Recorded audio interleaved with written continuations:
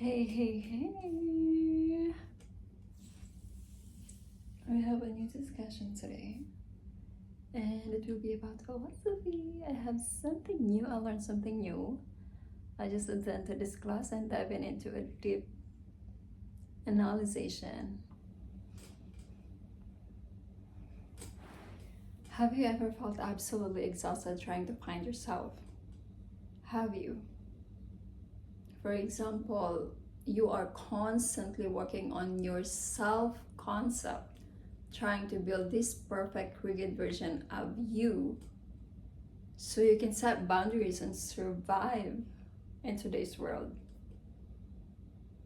What if I told you that the very effort of trying to define yourself is actually what's making you miserable? Welcome back. Today we are diving deep into a mind-bending idea from an ancient philosopher that completely flips modern pop psychology on its head. I want you to meet Nagarjuna. It's the first time also for me to study about his philosophy and hear about him and learn a lot about him.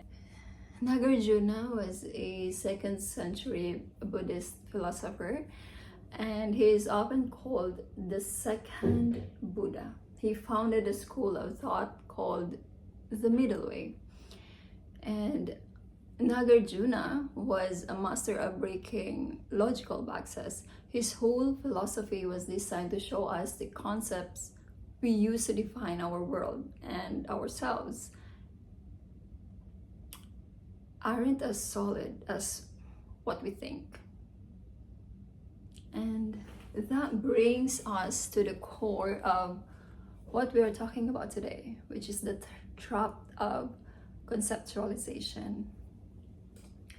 In Buddhist teaching, which is, by the way, new to me, okay? Conceptualization is the key engine behind our cravings and our anxiety. Now, Nagarjuna didn't say concepts are bad, okay? We need them to navigate our daily life. However, it is like a map, okay? A map is a super useful way to find your way home, right? But you wouldn't try to eat the map and live inside it, right? But that is exactly what we do in our identities. We seize upon our self-concepts. We grasp them. We turn our fluid, changing lives into static, rigid cages. Now, when we think about what we see in the media right now, right? For example, the modern self-care culture that screams us, you must have a firm, solid concept of who you are. You have to build a default identity to protect your peace and stand with your boundaries. But Nagarjuna argues that this modern obsession is actually a trap. So when you freeze yourself into a static brand or a concept, okay, you instantly become terrified of change and you feel anxious, you feel anxiety whenever you don't fit your own manufactured mold. That is why you become disappointed about what your actions and mistakes. And what about boundaries? Do we really need a rigid defensive ego to protect ourselves? Do we? Actually, no. When you stop grasping at a permanent me, okay, your boundaries don't disappear. What happens is they flow naturally from place to moment, wisdom to wisdom and compassion, rather than a fragile defensive ego trying to protect its territory.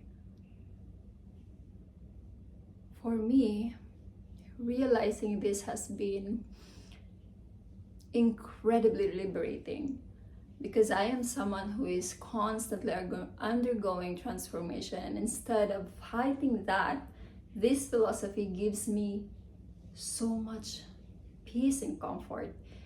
It means there is no rigid default version of myself that I am failing to meet, it means I can finally embrace the fear of whatever transformation comes next. And I am free. We don't have to be monuments carved in stone to have value. We are rivers flowing, changing, and beautifully, continuously. So let go of your rigid self-concept and embrace your flow. If this is something that is mind-bending and life-changing to you, tell me about it. Maybe you can share a reaction about Nagarjuna. Tell me, what do you think about his philosophy? And so maybe one thing you can do today is let go, and see you in the next video. Thank you for watching.